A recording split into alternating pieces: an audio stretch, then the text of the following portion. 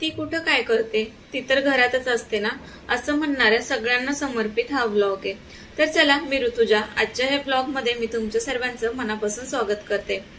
15 दिवस मी गावी होते हे माझ्या मागच्या व्लॉग मधून तुम्हाला समजलंच असेल।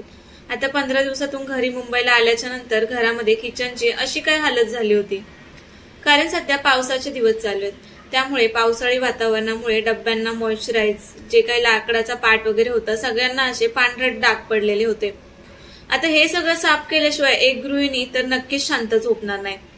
आलो त्या दिवशी उशीर झालेला, त्याच्यामुळे कसं बसं खाऊन झोपून घेतलं आणि ज्या दिवशी आलो त्या दिवशी जेवढी लागते तेवढी वरच्यावर थोडी थोडी साफसफाई करून घेतली। त्यानंतर दुसऱ्या दिवशी सकाळी उठल्या उठल्या नाश्ता बनवला, म्हणजे दिवसभराचं काही जेवायचं टेन्शन नाही, कारण पहिलं काम दिसत होतं। काम उरकन तेव्हाच पोटभर जेवणार असं प्रत्येक गृहिणीचंच असतं। सेम तसंच माझं सकाळी छान नाश्ता केला आणि मग लगेचच कामाला झटले। आता ज्या दिवशी क्लिनिंग करते त्या दिवशी होता संडे, दुसऱ्या दिवशी मंडे पासून ऑफिस चालू होणार होतं, त्याच्यामुळे मग दुसऱ्या दिवशीपासून सगळं रुटीन व्यवस्थित सेट करायचं होतं। त्यामुळे आज मी माझ्या किचन मधली पूर्ण डीप क्लिनिंग करून घेणार आहे। त्यासोबतच मी तुमच्यासोबत शेअर करणार आहे की ती कुठे काय करते, म्हणजे प्रत्येक गृहिणीला बोलणं जाणारे हे वाक्य आपण काय काय करतो ते तुम्हाला पाहायचंय, तर हा व्लॉग शेवटपर्यंत नक्की पहा। ती कुठे काय करते इथून झालेली सुरुवात, ती काय काय करते हे तुम्हाला या व्लॉग मध्ये पाहायला भेटेल। तर क्लिनिंग करायची म्हणून आता ही डब्यांची रॅक आहे तीच जास्त खराब झालेली, त्यामुळे त्या डब्यांमधलं सगळं सामान, अशा ज्या भाजीच्या पिशव्या भेटतात ना, तर त्या पिशव्या मी गोळा करून ठेवलेल्या, त्या पिशव्यांमध्ये सगळं हे सामान मी काढून घेतलं आणि सगळं असं बाहेर सगळं आणून ठेवलं, कारण डब्बे आणि भांडे सगळे घासून झाल्याच्या नंतर मी बाहेरच इथे सुकायला ठेवणार होते। त्यामुळे मसाले झाले किंवा जो काही एक्स्ट्राचा बाजार आहे तो सगळा व्यवस्थित डब्यांमधून काढला आणि छान असं मांडून ठेवलं। ते सगळे डब्बे आणि भांडे मी खाली करून घेतलेले। त्यानंतर बघा, ही जी माझी रॅक आहे ना डब्यांची, त्या रॅकवरती अशा मॅट आहेत, त्या ज्या म्हणजे डब्यांच्या खाली आपण ठेवू शकतो। तर सर्वात अगोदर ना ह्या मॅट मी क्लीन करून ठेवणार आहे, जेणेकरून भांडी आणि डब्बे सगळे स्वच्छ होईपर्यंत त्या मॅट पण सुकल्या जातील, म्हणजे लगेचच डब्बे किंवा भांडी लावून घेता येतील। तर आता भांडे किंवा डब्बे मी घासून घेणार आहे, ते काही तुमच्यासोबत मी शेअर करणार नाही, पण हे सगळं काम उरकता आज मला तुमच्यासोबत थोडंसं बोलायचंय। प्रत्येक गृहिणीला बोलणं जाणारं वाक्य की दिवसभर तर तू घरीच असते, मग तू करतेस काय? आपण किती काय काय करतो हे कोणालाच दिसत नाही आणि शेवटपर्यंत दिसणारही नाही, कारण ज्या गोष्टी आपण करतोय ना त्या कधीच कोणाला जमणारही नाहीत, त्या गोष्टी एक गृहिणी करत असते। आपण करतो काय? आता बघा, 15 दिवसातून मी मुंबईला आले, घरामध्ये एवढी घाण आहे, आपण थांबू शकतो का हो ही घाण काढल्याशिवाय? नाही। पण नवरा कधी डोकावून बघणार आहे का किचन मध्ये की अगं एवढी घाण आहे, तू कधी साफसफाई करणार आहे? तो फक्त हे बोलणार की हे घाण झालंय, ते घाण झालंय, तो आपल्याला मदत करणार का? नाही। हे मी माझंच नाही, हे मी प्रत्येकीचं सांगते किंवा प्रत्येकीच्या घरच्यांचं सांगते। प्रत्येक गृहिणीची परिस्थिती सेम सारखीच असते। तर 15 दिवसानंतर किचन मध्ये एवढी सगळी घाण झालेली, ही घाण काढण्यासाठी अक्षरशः ज्या दिवशी आले त्या दिवशी म्हणजे असं झालेलं की आत्ताच सुरुवात करू की काय, पण दमून आल्यामुळे त्या दिवशी छान असं झोपून घेतलं आणि सकाळी उठल्या उठल्या मात्र ह्या सगळ्या क्लिनिंगला सुरुवात केली। माझंच नाही, प्रत्येक गृहिणीचं असंच असतं। एक वेळेस जेवायचं, उशिरा जेवण करू, पण साफसफाई पहिली झाली पाहिजे, कारण 15-20 दिवस गावाला राहिल्याच्या नंतर जे आपलं राहतं घर असतं त्या घरामधली अशी काहीतरी परिस्थिती झालेली असते आणि घरी आल्याच्या नंतर लगेचच आपल्याला आपलं जे रोजचं रुटीन असतं त्या रुटीनला सुरुवात करायची असते।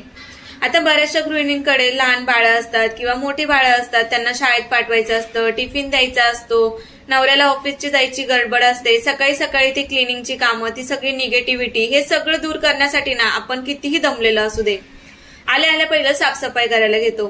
बाकीचे जेवढे दमलेले असतात तेवढं आपणही दमलेला असतो, पण हे काम जे आपल्याला पुढे दिसतं ना ते अजिबात आपल्याला आराम करू देत नाही। आपण असा विचार करतो एका दिवसात हे सगळं काम करायचं, भलेही नंतरचे 4 दिवस छान असा आराम करता येईल, हा विचार ना फक्त एक गृहिणीच करू शकते। तरी त्या गृहिणीला म्हटलं जातं की तू करतेस काय? आता 15 दिवसाची ही घाण काढली कोणी? त्याच गृहिणीने। घर छान ठेवावं हा विचार केला कोणी? त्याच गृहिणीने। उद्यापासून आपलं रोजचं रुटीन आपल्याला एकदम छान ठेवायचंय हा विचार केला कोणी? गृहिणीने। कारण किचन मध्ये घाण असताना रोजचा स्वयंपाक आपण करू शकतो का? नाही। जरी आपण त्या घाणीमध्ये स्वयंपाक केला तरी पण तिथे निगेटिव्हिटीच वाटणार आहे, आणि जी निगेटिव्हिटी आहे ती फक्त माझ्यामध्येच नाही, ती प्रत्येक आपल्या घरातल्या मध्ये पण तीच निगेटिव्हिटी जाणार आहे। तर ह्या सगळ्यांचा विचार करते कोण? ती गृहिणी। तरी तिला काय म्हटलं जातं की तू करते काय?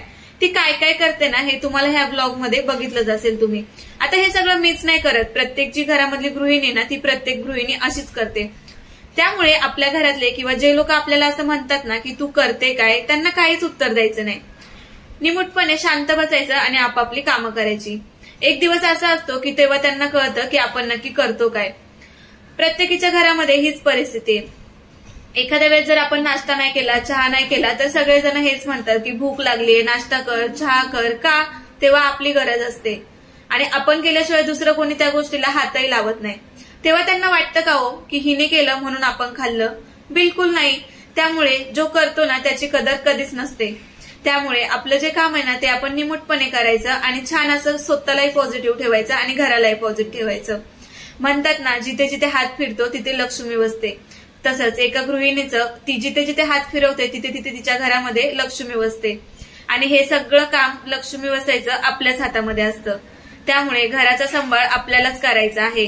कोणी काहीही म्हणू दे, कितीही काही बोलू दे, आपण आपलं काम छानपणे करायचं. गृहिणी असलं म्हणून काय झालं, घरातल्या 4 माणसांना आपण जेवण बनवून जेवायला देतो, तेही एकदम पॉझिटिव्ह विचाराने. घरातलं काही काम असलं त्याची जबाबदारी आपलीच असते. मुलांना शाळेत पाठवण्यासाठी सकाळी लवकर उठावं लागतं.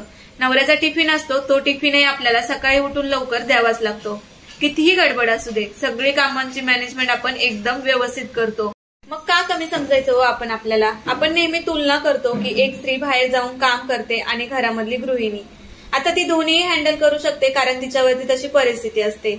काही पैशाच्या अडचणी असतात, त्याच्यामुळे प्रत्येकाला काही ना काही काम करावं लागतं. आता सर्वांच्याच नशिबामध्ये असं नसतं. काहींची परिस्थिती चांगली असते, त्याच्यामुळे त्या गृहिणी घरी असतात आणि घरी राहणाऱ्या गृहिणी म्हणजे काही कमी वाटल्या का? घरातल्या 4 माणसांना सांभाळून सगळं कामाची मॅनेजमेंट करतात. मग त्या एखाद्या उच्च शिक्षित असूनही त्या सगळं काम करतात. ह्यामध्ये मोठं नवल नाहीये का? मग कशाला आपल्याला कोणती पोस्ट पाहिजे? घरामध्ये राहून घराचा अख्खा भार सांभाळतोय, घराचा किराणा भरतोय, सगळं पैशाचं मॅनेजमेंट आपण ठेवतोय. ह्या काही कमी गोष्टी आहेत का? हे सर्व पण आपल्यासाठी ना खूप आहे.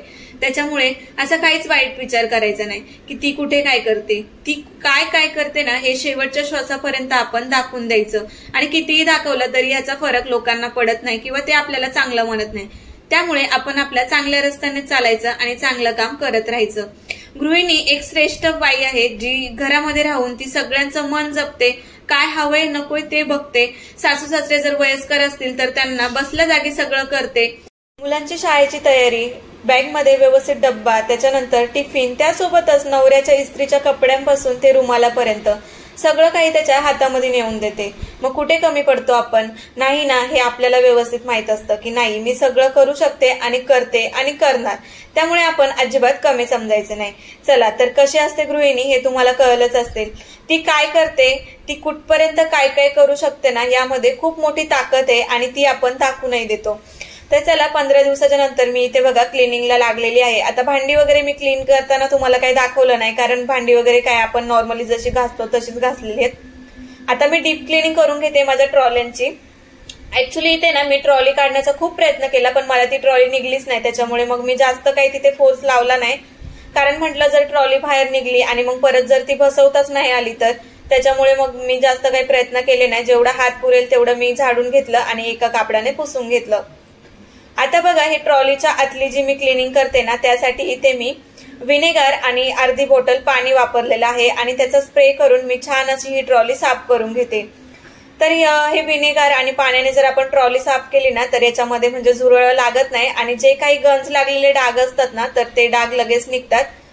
त्याच्यामुळे ना तुम्ही आयडिया एकदा नक्कीच ट्राय करून बघा. मी बऱ्याच दिवसांपासून अशा प्रकारे क्लीन करते, झुरळ वगैरे काही लागत नाही.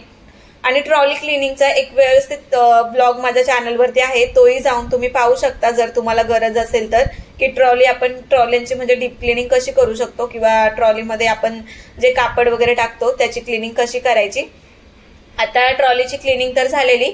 सगळ्यात जास्त खराब झालेला हा बेसिंग खालचा कप्पा, कारण तिथे ना मी जे आपलं साबण झालं किंवा म्हणजे बाथरूमच्या क्लिनिंगच्या वगैरे ज्या काही वस्तू आहेत ना त्या सगळ्यात जसे बॉक्स आलेले त्या बॉक्समध्येच ठेवून दिलेल्या. तर तिथे थोडंसं पाणी आलेलं आणि त्या पाण्यामुळे ते बॉक्स पूर्ण असे खराब झालेले आणि त्यामुळे त्या कप्प्यामधून ना एक असा उग्रट वास असतो ना तर तो वास यायला लागलेला. तर हे सर्व मला आजच्या दिवसामध्ये ना काही करून क्लिनिंग करून घ्यायचंच होतं. तर ते सगळं काढलं आणि छान असं तिथे लिक्विड वगैरे टाकून ना पुसून घेतलं, कारण तो खालचा कप्पा असतो ना तो बऱ्याचदा बंद असतो, आपण तो काही जास्त उघडत नाही कारण तिथे कधीतरी लागणाऱ्या वस्तू असतात, त्याच्यामुळे त्यातून थोडासा स्मेल येतो। यासाठी आपण इथे काय करायचंय माहितीये का, जो आपला कापूर असतो ना घरामधला भीमसेन कापूर, तर तो कापूर असं ट्रॉलीच्या आतमध्ये किंवा मग हे असे कोपरे असतात ना बेसिंगच्या खालचे, तिथे आपण ठेवून द्यायचा आहे। त्याच्यामुळे ज्यावेळेस आपण ट्रॉली खोलतो ना त्यावेळेस खूप छान वास येतो।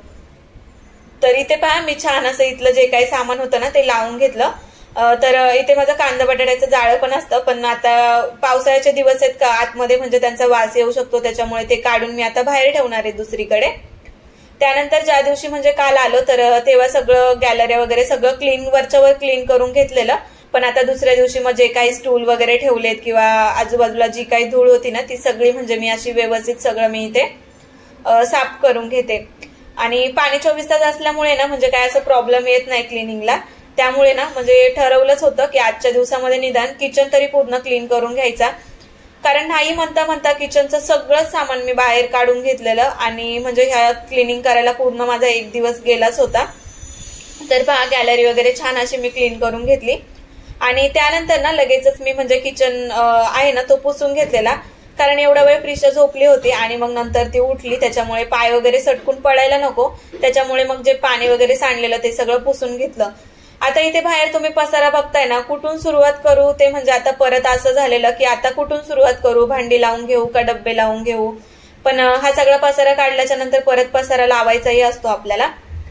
तर इथे बघा म्हणजे जी ट्रॉली आहे ना ट्रॉल्यांमध्ये मी आपल्या ज्या पिशव्या असतात ना कपड्याला ज्या पिशव्या भेटतात प्लास्टिकच्या, तर त्या पिशव्यांचे मी असे तुकडे केलेत आणि त्या पिशव्या मी अशा इथे ठेवल्यात।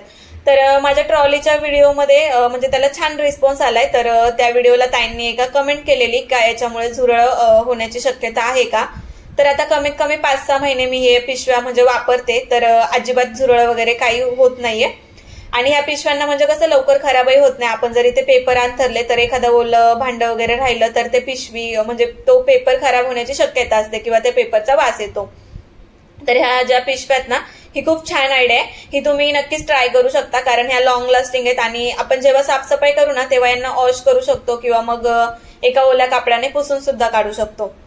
तर अशा प्रकारे सगळ्या ट्रॉलीमध्ये मी जे काही म्हणजे असे कापून घेतलेल्या पिशव्यात ना तर त्या सगळ्या पिशव्या अंथरून घेतल्या। आता मला इथे भांडी लावून घ्यायचे, तर जे मी मॅट वगैरे हे केले होते ते सगळे मॅट म्हणजे सुकले होते आणि प्रिशा जागी असेल ना तर प्रिशाची लुडबुड म्हणजे सगळ्या कामांमध्ये तिची लुडबुड ना चालूच असते, हा डब्बा आण तो डब्बा आण, साखरेचाच डब्बा घेऊन ये, हेच घेऊन ये तेच घेऊन ये।